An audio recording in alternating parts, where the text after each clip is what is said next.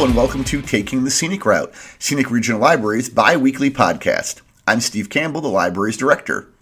Our podcast provides listeners with a closer look at the library, including interviews with upcoming program presenters, information about new and existing services, interviews with authors, book recommendations from our staff, and much, much more. So let's jump right in and get started. My first guest is Jamie Livingston. She is the Adult Services Librarian at Wolfner Talking Book and Braille Library in Jefferson City. Jamie was previously director of Adair County Public Library in Kirksville. I asked her to join me today to talk about Wolfner Library and all the great services they offer. Jamie, thank you so much for being here today. Well, thank you for inviting me. I'm glad to be here. So let's begin by having you tell our listeners a little about Wolfner and what they offer. Well, Wolfner is a library, but we're different than most libraries. We are a part of the Missouri State Library, and we provide library services for people who are visually impaired, physically impaired, or have reading disabilities, and we serve the entire state of Missouri. Our patrons never come into our library because we send everything out to them through the mail, so they never step foot through our doors. Do they have to pay for the postage or anything? No, our services are 100% free. The packages travel through the U.S. mail under the designation free matter for the blind and handicapped. So there's no postage. So we do that a little bit with our books by mail program because the fact that people are homebound, they can get books by mail for free. There's no postage on that either. So I guess it works the same way. Yes, it does. And I thought it was great that the post office did that. Yeah. But Congress actually gives them money every year to cover the cost of the estimated cost of the postage. So they do get compensated. That's great. Now, is this just for adults or is it children? Is it all age? Like, what is the age range on this? We have patrons from ages 0 to 110. I always say 110 because, that's about as old as you can get as a human. So it's a good, safe upper limit.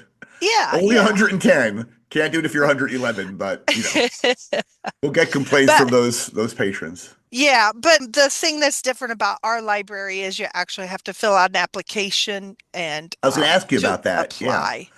So what is the process for that? Well, we do pass out free paper applications to libraries, and the applications are also available on our website. You can go there and print them off and then email them or fax them or put them in the mail and mail them to us.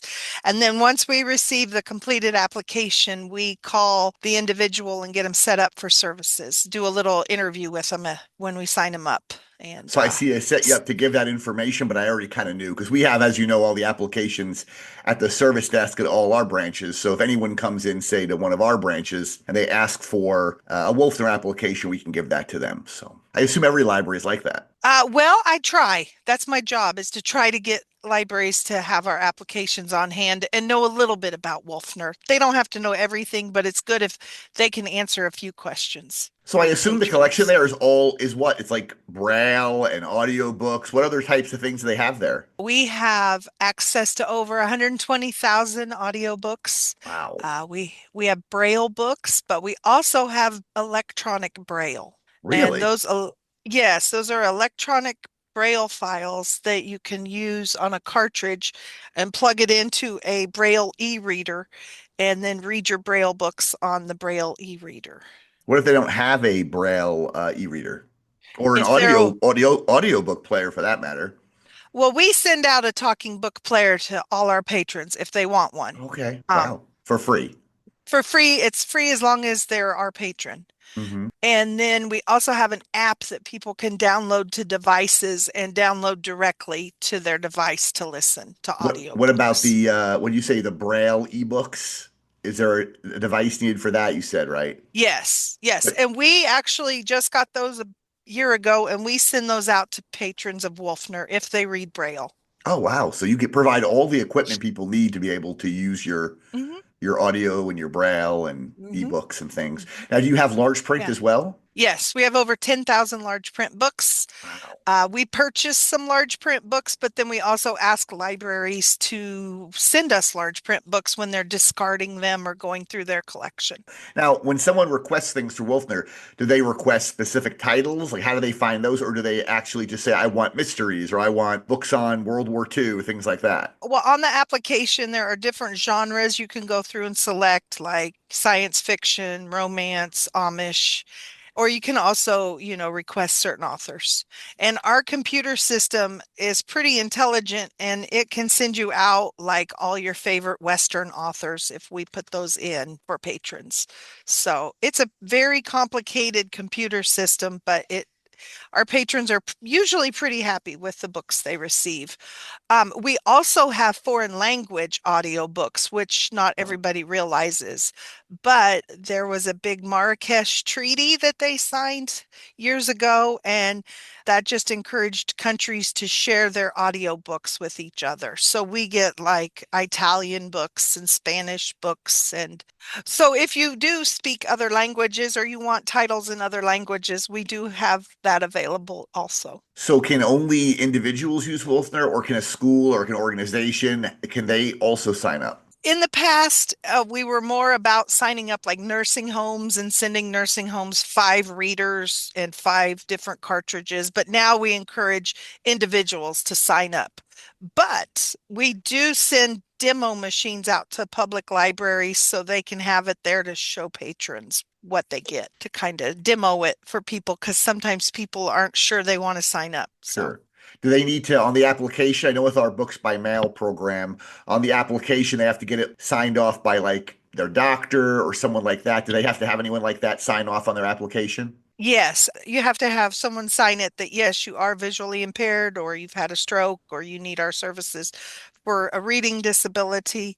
So we take certifications from librarians, doctors, nurses, therapists, home health aides. Lots of people can certify the apps. And also, is there a limit on how many items they can request at a time? I know with our books by mail, we have a limit of 5 that go into the bag at one time, 5 items. Well, with duplication on demand, what we do, we can load 20 titles onto a cartridge and send that title out. And For the ebooks, you mean? yes, for Okay, the talking books. sure. So we can send 100 copies of the newest John Grisham book out to 100 different people, and nobody has to wait for it. So that's Okay. a change they made about 5 years ago. But in terms of physical books, is there a limit on that?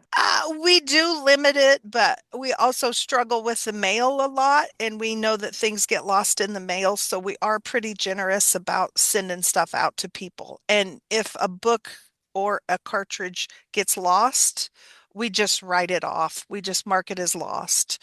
There's no fines or fees for our patrons. We also do not have fines and fees, so that's great.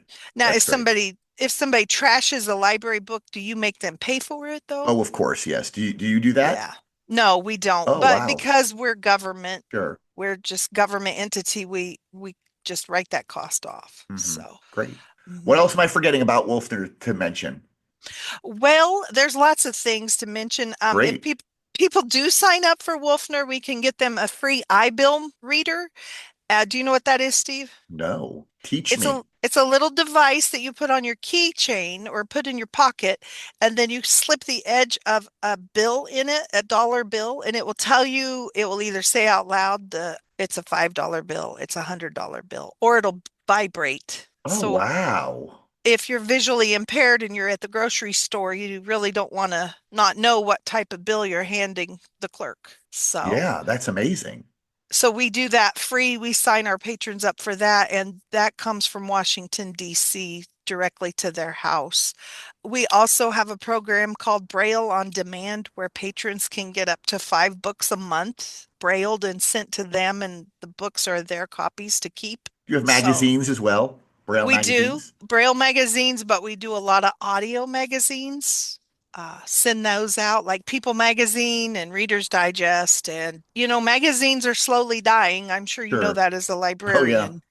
So our list of magazines that we have available shrinks every year, but I think we have about 60 right now that we Okay. can send out to people. If someone gets one of your devices, the what Braille e-reader device Hmm. or the Hmm. audiobook playing device, and Yeah. they need technical assistance, they just call, I guess, and they have someone there who can help them walk through That, it. yep. We have 7 or 8 people that work here Monday through Friday, 8 to 5, and we're all trained to help people with their problems, their technical issues. Okay. And if we can't answer it, we have a form we fill out, and then somebody from Washington, D.C., the National Library Service, they call and troubleshoot it with them. Wow. So yeah, we really you have to help we have to help our patrons sometimes because of their visual impairments, or just they live alone and they don't have a sighted person there with them to help them. Tell me about your programming for people. Well, we have a book club every week that meets on Thursday afternoons at 2 o'clock, and that's conducted over Zoom. And our patrons have assigned books, and then they call in and we discuss the book of the week. We have a core group of 8 or 9 that call in every week. So we have 4 or 5 people here that rotate being the book club host. So besides the book club, what other kind of programs do you offer? We have early literacy programs for kids, and they actually get prizes or little gifts sent to them in the mail if they sign up for that. So they get like picture books or board books or age appropriate games or toys or flashcards to kind of help them with their learning and getting them ready for school. That's not something we talk about a lot, but we do have that at Wolfner for the youth patrons, I think 0 to 5. Then we also have our adult mail and make, and then we have a juvenile mail and make. And Well, do tell. What are those? What are those about? we send out quarterly craft kits, and they have everything you need to complete the craft in the kit. We have Braille instructions, audio instructions, or large print instructions. So the patron, when they sign up, they tell us what type of instructions they need, and then we mail those kits out. And then we ask them, once they've completed their craft, to send us a picture. They really like that. Our patrons really enjoy being able to do a craft because, as visually impaired people, if they've lost their vision, they've lost, maybe they did crochet or quilt or sew, or I don't know, something, and when they lose their vision, then that's kind of shut off for them. Sure. So the craft kind of helps them be creative, something a little fun for them to do. How many patrons does Wolfner have altogether? We have about 11,000 patrons. A lot of people have several disabilities. They might be bedbound or, homebound, or have another issue that makes it hard for them to get out and go to the public library. That's a big misconception too, Steve. People think they either have to belong to Wolfner or they have to belong to their local library, and they can do both. We can Sure. share patrons. I would think almost all of the people you serve, the 11,000, also use their local library, maybe too? No? No. I've Oh, I've tried to talk to some of them and encourage them, hmm, on the off chance they want something that we don't have. I sure. will encourage them to contact their local library. It's But good. sometimes they're hesitant because they don't have transportation or they live way out in the country. And someone can search the online catalog for Wolfner on the website and give specific titles on Yes. their form, right? Correct. Yes. Yeah. That's Or great. patrons call us all day, every day to request books. That's a large portion of my job is answering phone calls from our patrons. Is there a way a visually impaired person can use the internet like that? I guess I don't know enough about Hmm. visually impaired people. Hmm. They can use like your online. How would they do that? Is it read to them or something? Is it? Yeah, there's screen readers, and we have one Oh, that we okay. use called JAWS, and it's a JAWS screen reader. And what it does, it starts up in the left-hand corner and it reads everything that's on the screen. And it's a weird kind of robotic voice, Do you provide but that for people, or they just have to have no, that on their own? You mean? a lot of people have voice activated stuff on their phones and their tablets anymore. Okay. And then we are working, like I'm doing it, but uh, NLS, National Library Service, they're working with Amazon to make the Alexa machine or the Oh Alexa yeah. device read the books to the patrons. So we have a new program where you can say, Alexa, go into my talking books, and it'll go in and tell you what book you are on, and you can say, start reading, and it'll narrate the book out loud to you. Oh So wow. That's that's awesome. kind of, I think some of this assistive technology is pretty interesting and where it's going. I know a lot of people don't like artificial intelligence, but the voice activated stuff is kind of neat and it's Yeah. very helpful I never for really thought of that, but I bet AI is going to be extremely helpful for people that are visually impaired and have other Mhm. issues along those lines. I didn't really think about that either. And there's Meta glasses, my patrons talk about, and you wear them and then it'll tell you what you're looking at. It'll describe it to you. We also have descriptive DVDs that we check out to people. And you're watching the movie, but they're describing the movie to you as you're watching it. Oh, wow. So as you're watching it, it'll tell you what they're doing. Yeah, That's or it's awesome. like a car drives down a dark road or something. So Oh, wow. And how many movies do you have like that? about 800. They started the Wow. collection before COVID and then they pivoted and they stopped buying the DVDs, but we still send them out to people if they call in and ask for them. We also provide like Braille baseball schedules and Braille football schedules Wow. and the National Federation for the Blind.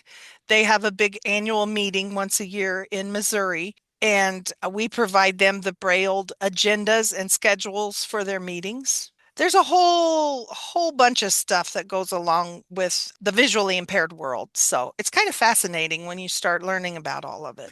Well, Jamie, thank you again for joining me today. For more information, people can visit Wolfner Library online at sos.mo.gov/Wolfner. You can also contact Wolfner Library by emailing them at wolfner@sos.mo.gov or calling 1-800-392-2614. You can also get applications for Wolfner at all our Scenic Regional branches. We can help you get that application, print it off for you, and hand it to you at any of our service desks. Thanks so much, Jamie. Thank you for having me. My next guest is Kasey Wright, who is the library's adult outreach coordinator. And I asked her to be on our podcast to talk a little bit about what she does for the library. Kasey, welcome to the podcast. Thanks. Thanks for having me. Let's start out by having you tell our listeners about your background. What makes you so perfect for this job? Sure. Well, I've been in customer service for over 20 years. I spent a lot of time in hospitality and veterinary care, but I actually have my background in vocal music from both Jefferson College in Hillsborough and Southeast Missouri State University in Cape Girardeau. I never worked in a public library, but my mother was actually my high school library assistant. And whenever I moved from Virginia back to Missouri about 7 years ago, a part-time adult programmer position opened up, and my mom was the one who talked me into applying for it. So I knew that she had that love for library work, and I thought, you know what, maybe I'd give it a try. And I'm actually really glad that I did. I've held 6 positions now with Scenic. Yeah, yeah.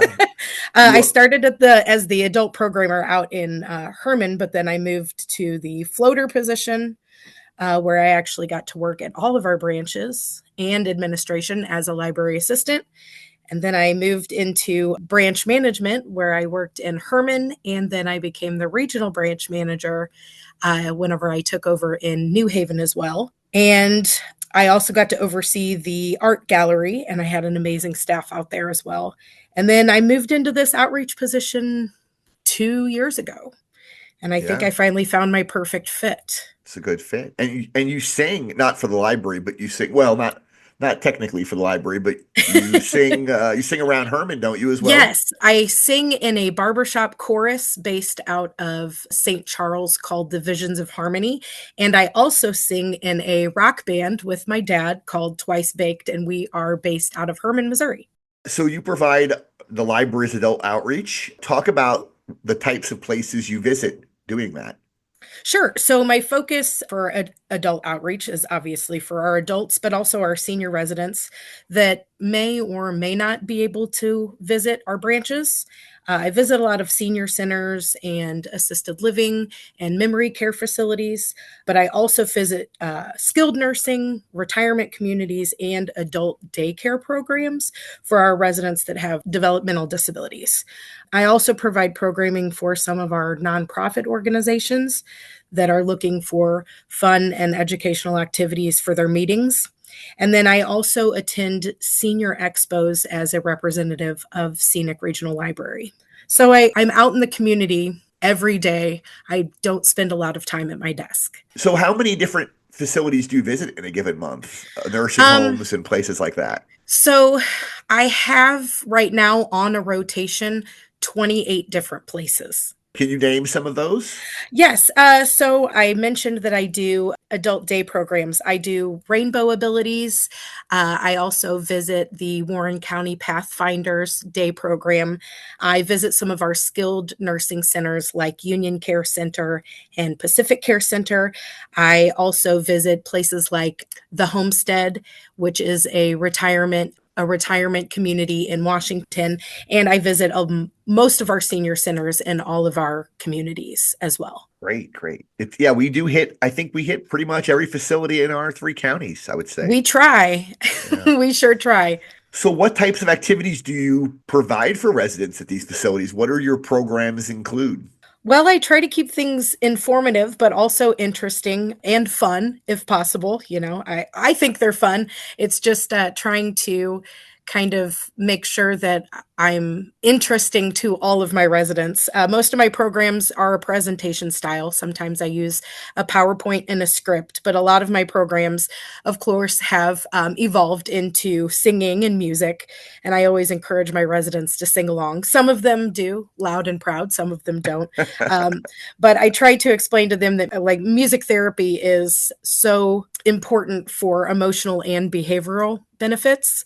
I kind of cover a plethora of subjects. We've been covering birds of Missouri for the spring, national parks, where we do a little armchair traveling. For February, I covered classic love songs. I've done Veterans Day programs, book bingo. And do you sing, jumping back, do you sing classic love songs then too? Yes. Yes. Nice. I covered songs from the 1930s to the 1970s, and I stuck with songs that were in the National Recording Registry at the Library of Congress. You didn't do bird calls for your bird program? No, you know what? I used the Cornell lab because I may be a good whistler, but I don't think I can do a lot of those woodpecker calls. Oh, really? You actually did play audio of calls? Yes, I play audio Wow. of all 25 of the birds that I cover. Yes. That Sometimes sounds I great. have to have the residents turn up their hearing aids so they can hear it, though. Sure. Or Now, I also turn them down if they don't or want to turn hear them it. down. Right, exactly. I also started offering crafts and beginner watercolor classes at some Oh, of my great. senior centers. I'm learning along with them, but I'm trying to teach them to trust the process, which they seem to really enjoy. I also added library services to the facilities. I mean, I know we have adult programming, but why not offer technology help and Sure. notary? So I started taking that to some of my senior centers and my assisted living. And technology has been really important, tech help at our senior centers. And then notary is kind of slow going, but there are a lot of assisted living homes that do know that I do offer notary services. How many for times would their you say you residents. do it? How many times a month would you say you notarize things for people? Only about 1 or 2 times a month so Okay, far. sure. But tech help has been way more popular.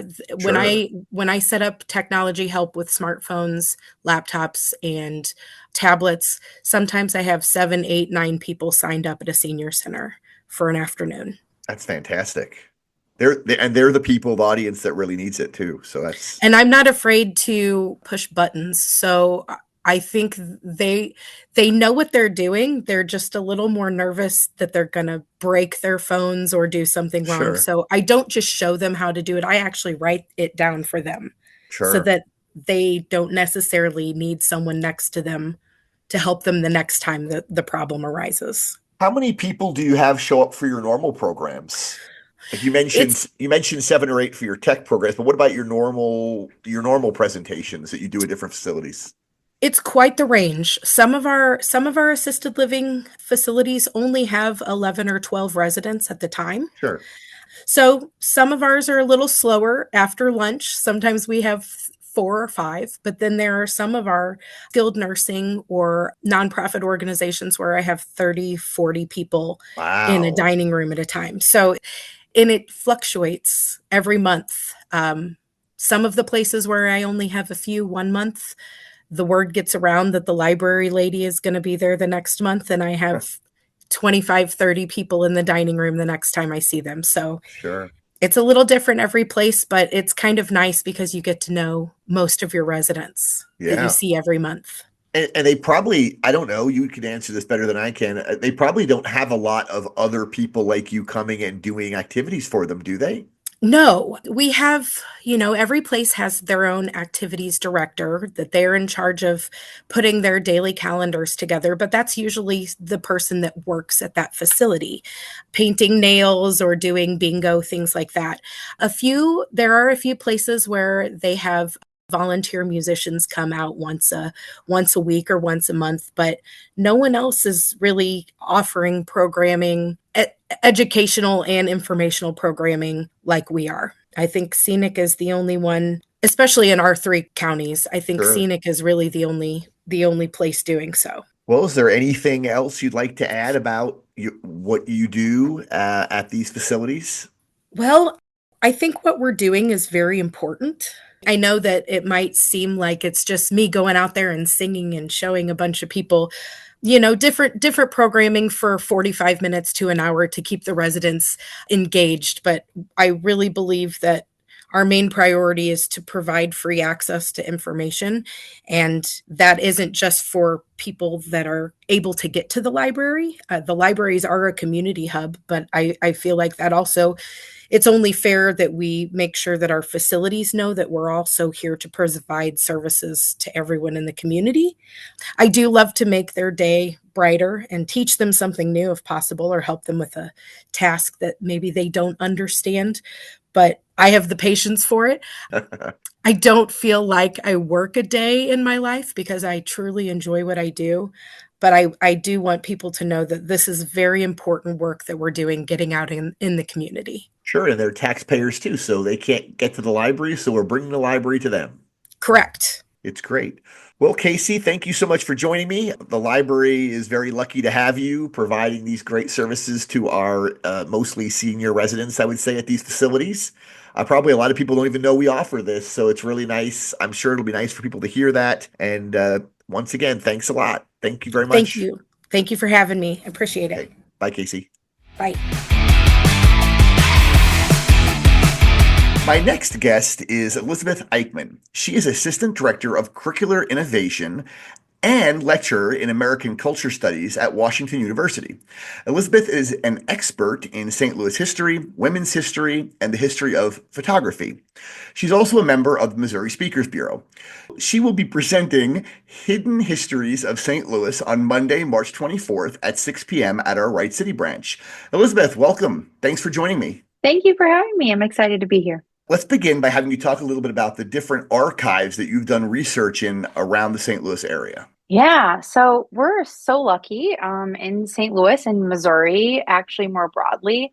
There are so many different collecting institutions around the state and our regional area. So some that I frequent include archives that are hosted by the State Historical Society. So the State Historical Society has a number of sites across Missouri, and they actually have archives in the basement of Thomas Jefferson Library on the campus of University of Missouri St. Louis is the one probably closest to us, but they also have a really beautiful site in Columbia, Missouri. That's where their headquarters are, and the majority of their archives, I think, are there. And I also do some research in our public library system. So the St. Louis City Library and the St. Louis County Library both have wonderful collections to do with local history. The Missouri Historical Society is another wonderful institution. So they also are home to the Missouri History Museum and Soldiers Memorial. So they have a library and research center close to Washington University's campus. And I've also done research at WashU's campus as well. So a number of different museums, libraries, and other societies across the state have seen me pop in and take a look at their collections. I think that's the big difference between like downtown urban libraries and libraries like mine out in rural Missouri is that, Yeah. we have a very fluid collection. We get things, we get rid of things because of limited space. But what I really love about like St. Louis Public and Kansas City Public Libraries and really all urban area libraries is that they keep everything. They have books from the 1800s and early 1900s. We obviously don't have the space to do that, but that's one major difference between those types of libraries is their archives. They have amazing, some of them have rare book collections on top of that, which is fascinating to me.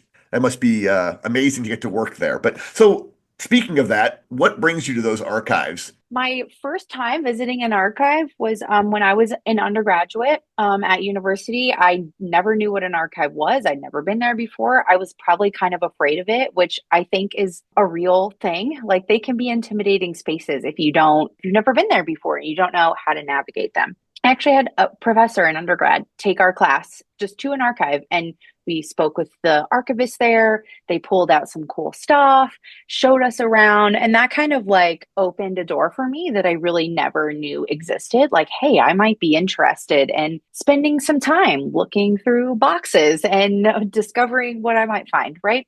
So then I went to graduate school and I wrote a dissertation about St. Louis women photographers. And so my project was kind of interesting. Number one, because I wrote the majority of it during COVID. So a lot of the archives I had intended to visit were unavailable to me. So I had to do some creative pivoting before, that I didn't expect throughout that process. But writing about photographs can be quite challenging, and that oftentimes, like, photographs in the archive are not well organized or they're scattered throughout, right? So there might be some photographs in this collection and some over here in this one. So you have to be really creative about how you're even looking through the finding aids and the archive's catalog to find the materials that you might want to see. And then some of the other objects that I look at, like magazines, the originals don't exist anymore. And luckily, they'd all been digitized. So I had access to those through like online or digital archives. So And then, I'm just going to stop you there. So when they yeah, digitized those magazines, they destroyed them? they wouldn't have been destroyed like, on purpose, but had Oh, sure. deteriorated, Deteriorated. like Okay. to the point, Okay. where they couldn't be preserved anymore, right? Sure. Back to your point about like small archives versus larger archives, especially in regard to photographs, is preservation is a real issue, right? Like photographs have to be stored at a certain temperature, a certain humidity. They have to be stored in acid-free boxes in order to like prolong the life of the printed image as long as possible, right? And if a place doesn't have resources or storage capacities for that, it's a potential issue regarding preservation for images. So, So you mentioned photographs, you mentioned magazines and books, obviously. Do they have, at these different archives you've gone to, do they have like actual items sometimes like you'd find in a museum, or is it mainly those types of documents you mentioned in magazines and books? yeah, the great thing about an archive is, like, and as a historian, everything is worth saving because it has a story, right? Sure. So archives typically have collection guidelines that archivists use to determine what they do and do not collect because space is an issue, right? You can't just endlessly collect. And so, in terms of the kinds of objects or artifacts that an archive or collection might have, that would be determined by the scope of the individual archive. But say, for example, the State Historical Society, they have all kinds of things. So I have interacted with suffrage banners and like lapel pins that were worn by suffragists in the early 20th Oh, century in wow. St. Louis.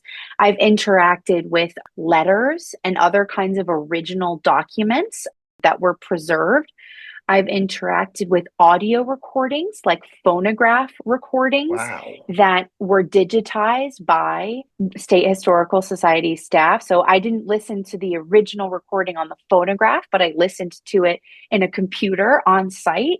Original photographs, scrapbooks, really huge scrapbooks that were put together by various St. Louisans throughout the 20th century. So the possibilities of what kinds of things you might find in an archive really are endless. I don't work with other kinds of material cultures, but you could also find clothing, other textiles like Really? rugs, Wow. furniture, tables, chairs. Hmm. Yeah. If it fits within the scope of the institution's collecting, guidelines and initiative, then it's up for, it's up for saving, right? Yeah. If it has a story that the institution wants to tell, or the potential for a story to be told, then you might find it in the archive. I guess I never. I guess a museum archive makes sense to me. That they would have things like furniture and clothing, because I know they only Yeah. rotate out a small fraction of their collection into the actual museum. So I guess they allow researchers, I suppose, to go and look at the other stuff that's in the back. Yes, actually, all these places that I mentioned, Missouri Historical Society, St. Louis Public Library, State Historical Society, anybody can visit those institutions and visit the archive. So that's the great thing. You don't like walk in and they say, like, what's your credentials? Like, where you go to school or Sure. where do you teach? No, those are places that are free and available and open to all that are interested. And the other wonderful thing that you will find inside archives are the most helpful and knowledgeable people on the planet. Librarians make the world go round. Thank They you. know Thank you. everything. Yes, it's true. And so I think, like I said, an archive could seem intimidating. You might not even know that it's a place that you are welcome to visit, right? Some places require an appointment, so maybe that's a barrier, right, to kind of navigating that space. But I just encourage everyone to look at their local library or local museum, or to go on the State Historical Society's website to look through their collections and look through what's called a finding aid, which is basically like a document that tells you what is inside a collection, what you might find there, the boxes, what maybe is inside the box. Those will be of varying levels of detail, but to just see what you can find. And if there's something that you want to see or you think might be interesting, maybe you're interested in local history or something related to your family, and then reach out, call, just go to the archive and say, hey, I'm interested in seeing this thing. Can you help me do it? So even if you don't know like the right specific thing to ask for, or you don't know the box number, the collection number of the thing you might want to see, archivists and librarians want people to visit. They want to show people their collection. That's why it's being saved, right? So that it is preserved to tell a story that matters to people in the contemporary moment. And so I encourage everyone, even if they don't consider themselves a researcher or they don't have a topic or thing they're interested in, to just visit an archive, and they will bring those boxes out from the back room, right? And set them on a table for you. They'll teach you how to interact with those objects. And then you'll hopefully be able to, maybe have a new appreciation for your own family history or the place that you live or the place that you're from, because you got to encounter something from history by actually touching it and feeling it. So how do items find their way into the archives in the first place? Oh, that's a good question. A number of different ways. One way is an institution might identify a gap in their collection. So they might say, we have a ton of stuff on this particular area of history, but we really don't have very much on this particular area of history. And they might establish a collecting initiative or place it in a long-term plan that they want to grow that particular area of the collection. And they might actually go out and acquire objects themselves. So, like, for example, an art museum might say, we don't have very much work that represents this particular period in art history. And if they see that something that fits that gap is coming up for auction somewhere, they might go and actually purchase and acquire that item and bring it into the library or museum's collection. Other ways are like community collecting initiatives. So they just sort of put out a call to the community and say, hey, we are wanting to learn more about Chinese Americans in St. Louis, like people of the community. What things do you have? Do you have family photographs? Do you have ads for businesses? Do you have school yearbooks? Something like that. The community members might be willing to donate to the museum to fill in this gap that they've identified. So kind of community collecting. And then, community members might also just stop in one day and say, hey, I have this thing. Are you interested? A lot of the times the museum might say, no, we already have this and that in the collection. But sometimes they say yes. Like semi-recently, there was this really cool story about the Missouri Historical Society where a local family found a diary that one of their ancestors had written in about all of her experiences visiting the 1904 World's Fair. Wow. And something like that didn't exist in the collection, right? Yeah. And so the family donated that to the museum, and I believe they're working on digitizing it so it can be accessed more widely. So in your upcoming program with the Wright City branch, Hidden Histories of St. Louis, you'll be talking about the weird, fun, and surprising material you found in archives that you visited. Can you talk about some of those items for people who are considering attending the program, or maybe people who can't attend the program? Yeah. Well, I hope to see all of you there, first of all. But this particular program focuses on like icons and structures, events, landmark that everyone that, like, even if you know nothing about St. Louis, you know about it. So like the Arch, the Eads Bridge, things like that. But tells a story about that iconic structure that you might not otherwise know without encountering the object that I found in the archive that I'm presenting. So I have some lesser seen photographs, some sound recordings, some video clips that unless you visited the archive yourself, you probably otherwise wouldn't encounter this story or this aspect of the iconic landmark. So that's what I find so fun and fascinating about archives, is that there is so much to learn and see, even about subjects that we might know a lot or that we encounter all the time. Like there is a cool news story that we could discover about the Arch maybe every day if we visited an archive and dug around in boxes that had to do with the story of that iconic structure.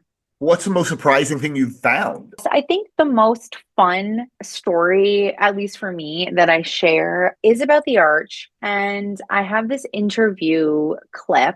There was a TV spot on the Arch in the 90s, and they interviewed a bunch of construction workers that worked on the construction of the Arch. And they tell their story about being 400 and something feet up in the air with their safety harness, which I show a picture of, that is literally a rope. It's just a rope that they tied around their waist. It's amazing that no one died in the construction of the Arch, frankly, which they didn't, because the safety standards were, no one died. So I show a picture of the safety harness, and we have the story of the workers up there.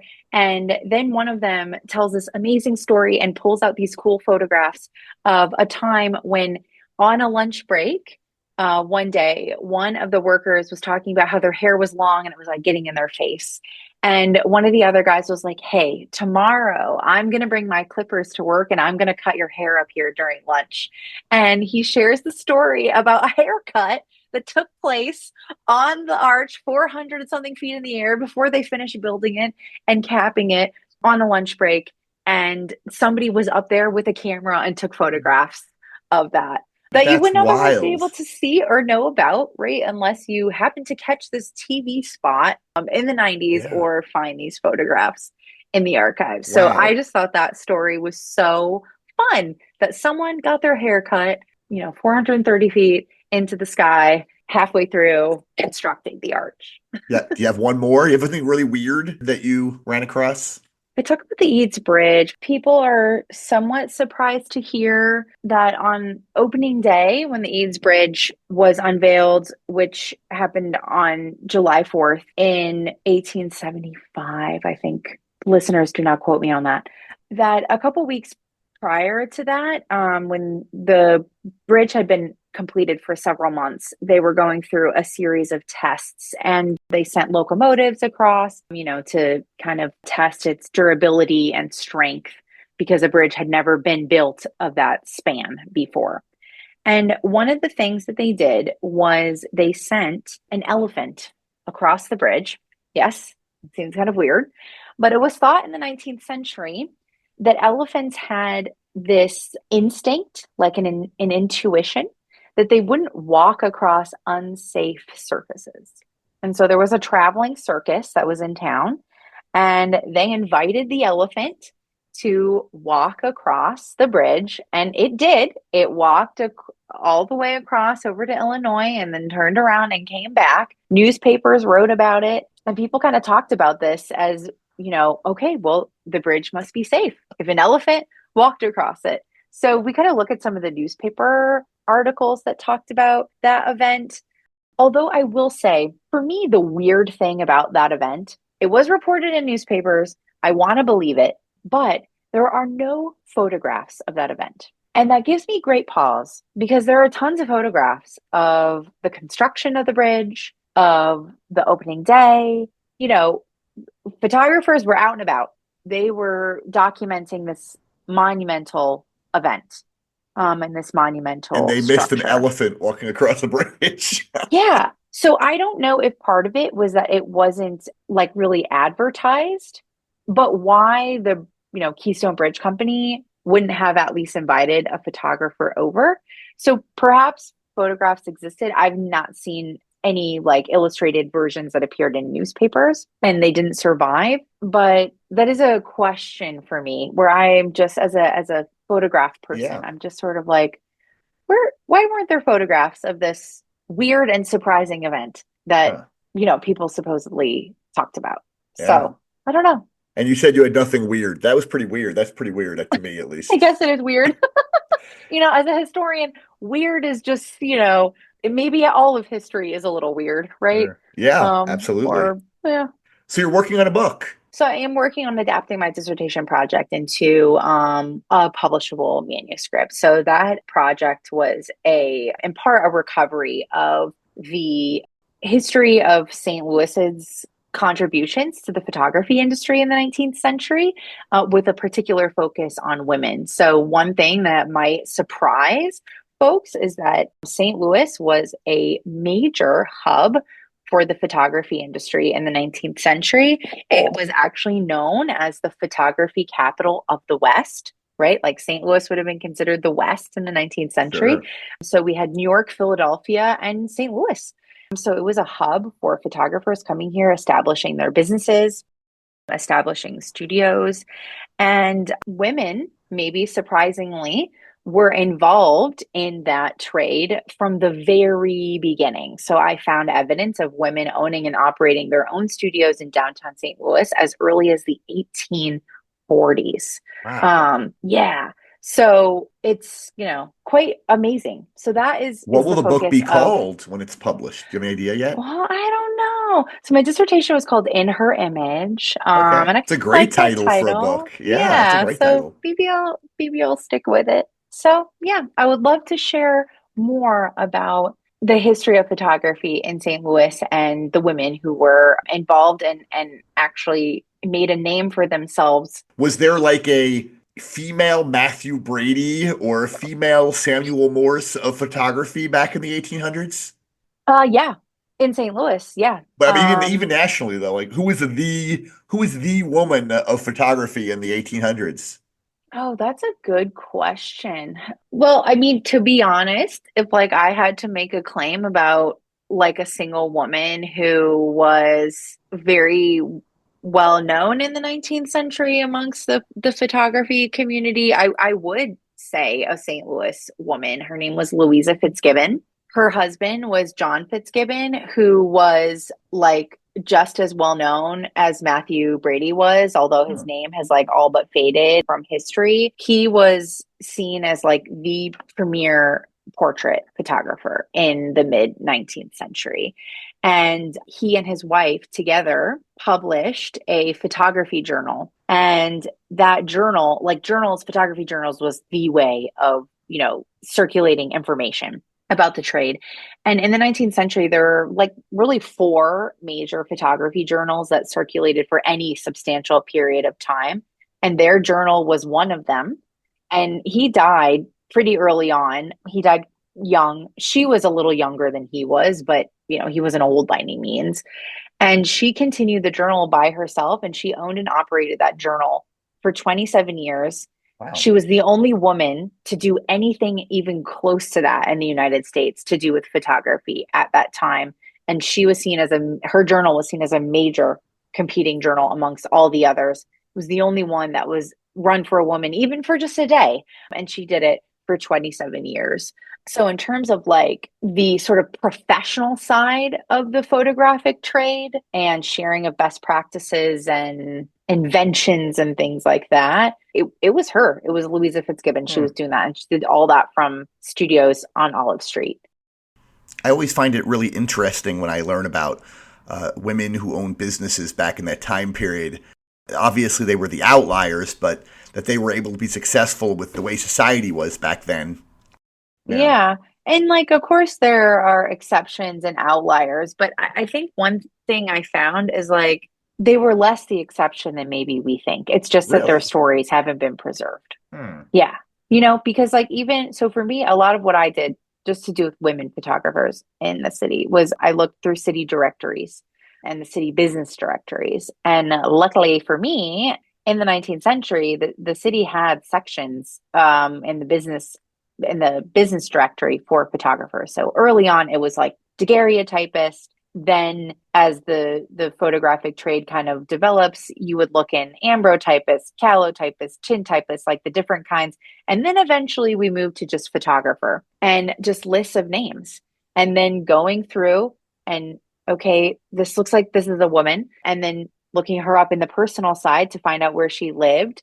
And was it her business address? And a lot of times it was. So a lot of times these women had businesses in their homes. Looking through the ads, I found a lot of women advertising in there. But then that is literally where it stops. That is all I know about them. And all I can find is they're mentioned one time in one city directory. And that's it, because none of their work has been preserved. They weren't mentioned in newspaper articles. So just by that, I kind of feel like, oh, there was a group. Now, was it like huge? No. Yeah.